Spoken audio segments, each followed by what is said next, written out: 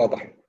طيب. So we'll move to modern cryptography asymmetric cryptography right now. احنا تكلمنا قبل كان تذكرون لما قلنا we have a sender and a receiver. The most important thing قلنا إنه the thing that you need to keep secret is the decryption key.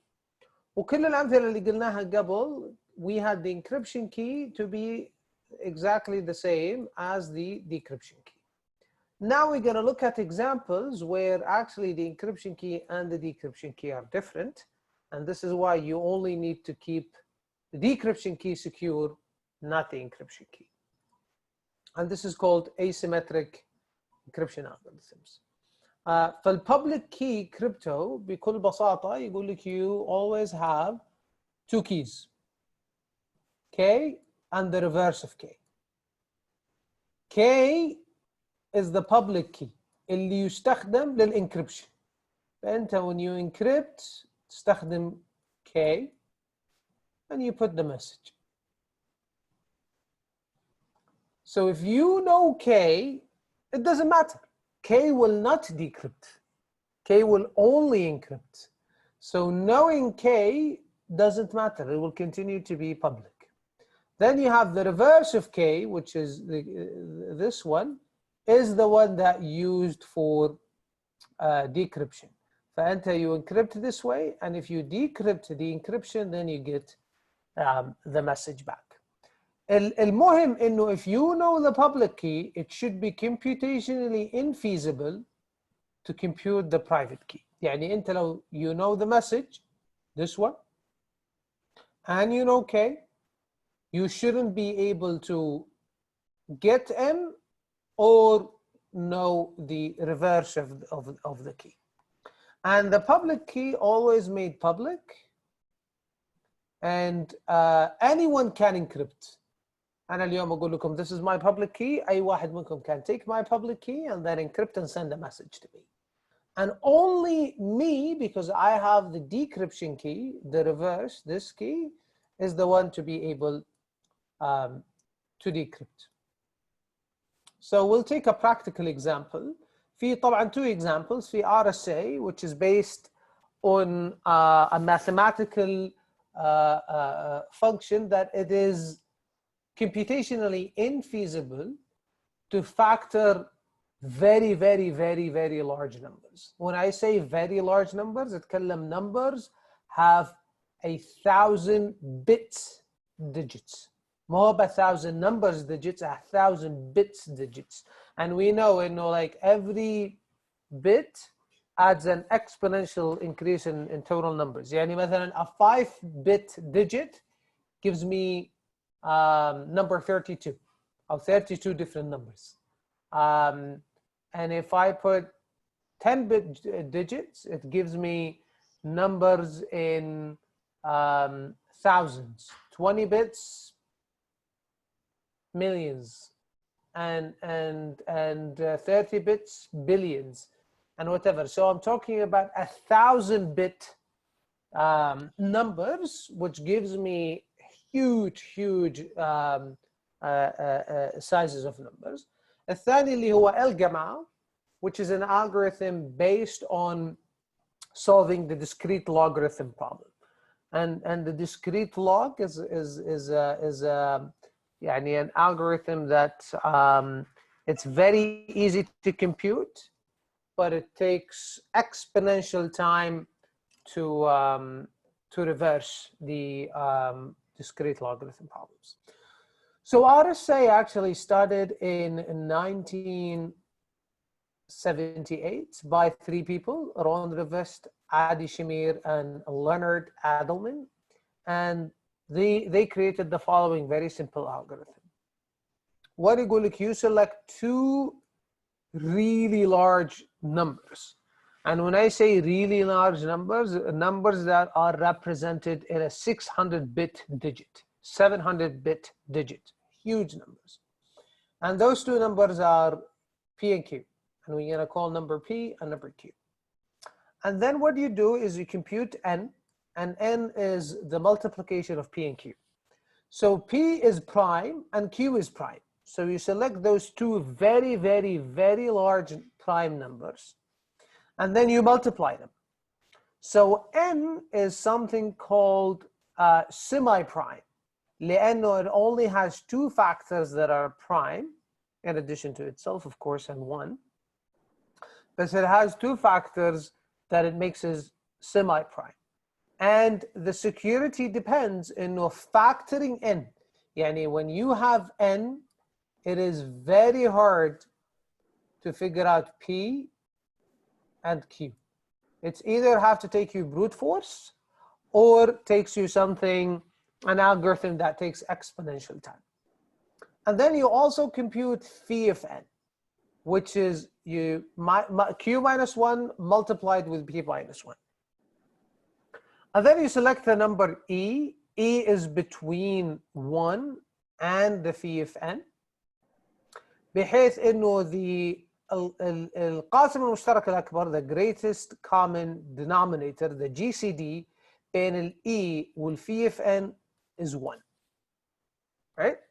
So E في أحيان كثيرة is actually 3 or 65,537. And you can have whatever E that actually satisfies this formula. Then you compute D, and D is basically between 1 and phi of n, بحيث إنه if you multiply E times D and you do the modulo of phi of n multiple times, you will get to 1. And this is why we use this sign. Congruent هنا معناها you take E and D, you do modulo phi of n, modulo phi of n, modulo phi of n, and the lowest number before you go to the minus number is actually 1. So the multiplication of E and D is actually phi of n plus 1. It should always give you phi of n plus 1. And now, to figure out this, to figure out D, إذا عندك phi of n you can, and E, you can easily figure out D. حلو? So then the public key becomes E and N, and D is your private key. The way that we computed D, we needed to know phi of n and E, صح? So احنا عندنا E and N, we know them. So if this is the public key, so if anyone has this, they have E and N. To be able to find D, كذا, they need to know phi of n. Hello? Phi of n is this, which is multiplying q minus 1 ضرب p minus 1. You don't know q and p, but you know n. And we already said that factoring semi-prime numbers is really hard.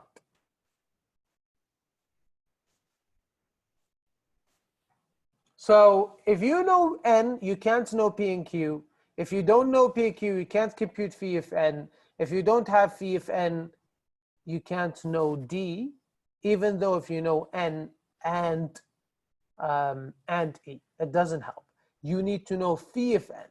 So you can't know phi of n if you don't know p and q. طبعا, how does the encryption and the decryption work? Very simple.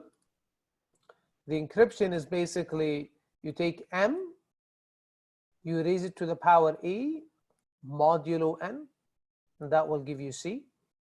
And to reverse, to decrypt c, you take c, you raise it to the power d. c actually is m to the power e modulo n, مثل ما حسبنا هنا, صح? So this is basically c. And this is all to the power d, which is this d, modulo n. So this becomes m to the power ed, لأنه this d goes here, modulo n. M to the power m to the power ed modulo n. When you have a modulo like this in mathematics, you can simplify this by taking the modulo and put it in the exponent, but you can't use n. You have to use mathematically, that's a mathematical rule. You have to use mod phi of n. Mod n. And we already know that E times D modulo phi of n is equal to 1, equals to 1. So then this is why it becomes m to the power 1 modulo n, which actually gives me back n. So if I know n, مثل ما قلنا, it's really hard to figure out P and Q. If I know n and E, it's really hard to figure out D, لأنه to figure out D, I need to know phi of n, and to know phi of n, I need to know P and Q, and I already said I can't know P and Q. And if I have n and E and C, I can't figure out M, لسبب إنه I can't actually do the reverse of this in a model exponentiation, and I need to figure out D, and I don't know D. So this is how fundamentally and basically RSA works. So مثل ما قلنا إنه RSA relies fundamentally on the factoring of large prime numbers. 2007 we were able to factor a 700-bit digit number, then 700-bit factored in 2009. We continue to have factoring, but we still didn't reach this number. Right now, I think the best factoring is something like an 800-bit numbers. بس اليوم 1024 bits is the minimum number of security that I need today for the size of n. And المفترض اليوم حتى 1024 is too small. You need to go to 2048. And if you want to have security similar to مثلا 256-bit symmetric encryption like AES, you need to have RSA key to be 15,360 bits to have the same level of security. طبعا اللي شرحناه قبل شوي, this is called a textbook RSA, بمعنى the real RSA is actually different. It's very similar, but it's a lot more complex. So don't use this and go and implement it and بعدين تقول like this is a secure algorithm. This can be easily broken. The more secure RSA requires more sophisticated mathematics. But this is the standard. The standard is PKEX, RSA OAEP, and there are like other modes, but this is the mode that to really implement RSA the correct way. The other thing that we want to be talking about, احنا تكلمنا قبل شوي encryption, تكلمنا integrity, protection, تكلمنا asymmetric. Another thing اللي تكلمنا عنه سابقا that we wanted to touch on is the concept of non-repudiation. بمعنى I want to send something, but later on you want to prove that I cannot come and deny sending this thing. يعني بكرة ما أنكر. So we need cryptography that prevents people from repudiating their claims. وينكرون انهم ارسلوا المعلومه هذه او they did this or did that, and this is what we're going to be talking about. السؤال الأولي إنه does MAC algorithms actually provide non-repudiation؟ يعني بمعنى if this person هنا and then there is another person and then I say the message is مثلا I owe you $1,000,000 ريال, and then I actually also put the MAC of the message, right? وبعدين أرسل لك those two things. هل أقدر أنكر في المستقبل إني actually I sent you this? Does MAC gives you a proof that يعني أنا بكرة خلاص ممتاز أنا قلت لك أنا I owe you عفوا أنا تسلفت منك. So let's say عبد الرحمن وبدر, right? So عبد الرحمن كتب مسج يقول أنا تسلفت من بدر $1,000,000, أرسل له المسج والماك حقه وأعطاها بدر. بدر بعد سنه جاء عبد الرحمن قال عطني مليون، رجعها لي السلف، قال لا مين قال لك اني انا اصلا سلفت منك؟ بدر يروح المحكمه يرفع قضيه ويعطي القاضي المسج على ماك. هل بدر يقدر يثبت او هل عبد الرحمن يقدر ينكر انه هو ارسل البدر هذه ولا لا؟ ايش رايكم؟ ما يقدر ينكر. ليش؟ ما يقدر يا دكتور اتوقع، لان السيجنتشر موجود. البرايفت كي يا دكتور. كيف؟ حق عبد الرحمن نفسه. البرايفت فكرة كي، نفس البلوكتشين ولا؟ برايفت كي مشارك مع مين؟ مع بدر او مع نفسه صح؟ من اللي عنده البرايفت كي؟ السندر المرسل. وهل بدر عنده برايفت كي؟ لا بس عنده الببليك كي حقه. لا احنا ما عندنا بابليك كي، احنا جالسين نتكلم معك لما نرجع للماك. صح right? صح So we only talking about a private key هنا. So هل عبد الرحمن يقدر ينكر؟